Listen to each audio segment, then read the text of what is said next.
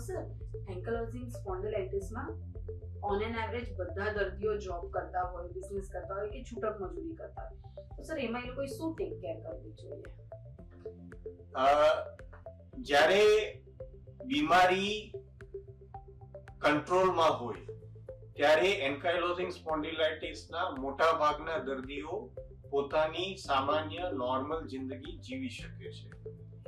જે દર્દીઓની બીમારી હજી પૂરી કંટ્રોલમાં ન આવી હોય અથવા તો બીમારી એટલી આગળ વધેલી હોય કે જેનાથી એમના હાડપિંજરમાં નુકસાન થયેલું હોય, એવા દર્દીઓએ જે તે શરીરના ભાગ જેમ કે મણકા ઉપર લોડ ના આવે એ પ્રકારનું કામકાજ કરવું જોઈએ.